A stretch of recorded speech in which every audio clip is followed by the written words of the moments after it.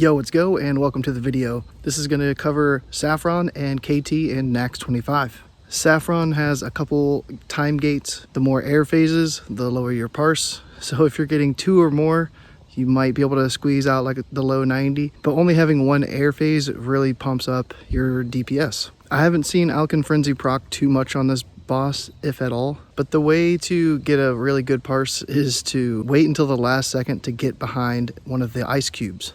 If you are an ice cube, GG, try again next week. But having only 1 air phase really helps.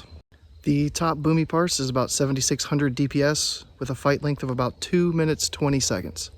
Another thing that could affect your parse is if you are on decurse assignment. All those globals decursing just takes away from your damage. KT, the final boss in Naxx 25. So none of the adds in phase 1, all that damage that you do doesn't count. But once phase 2 starts and KT is active, then any damage done to at least the spirits, I don't know if the patchworks it counts on, but I know for sure the spirits it counts. So if you put a couple insect swarms up on some of the spirits that are left and then swap to KT once he's active, then you can have some preloaded damage from your dots. There are some mind controls that go out, so you might be asked to clone. 1 clone's not going to be enough to crowd control the MC long enough for the full duration, so you might have to do 2.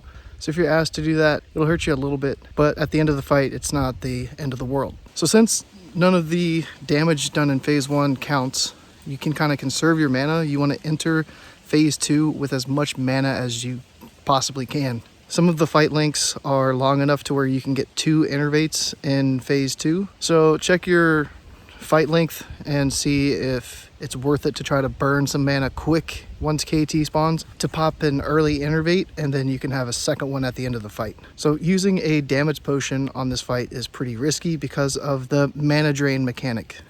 If you get targeted for the mana drain, innervate's already on cooldown, you've already used a potion, then it's game over. And along with helping crowd control the mind controls, if you get mind controlled, it can't be like broken out of, so you just have to sit it and try again. So one thing to note about the adds that spawn towards the end of the fight, I think it's 30%. If they are tanked near KT, just one of them, then that'll help Starfall's splash damage and increase your DPS. If the whole group of them are stacked on KT, that could hurt your DPS. So just keep an eye out on that. The top boomy parse for this fight was 7300 DPS with a fight length for phase 2 of 2 minutes 35 seconds. Alkin Frenzy, I haven't really seen proc on this fight at all, so another fight I would not recommend Alkin Frenzy.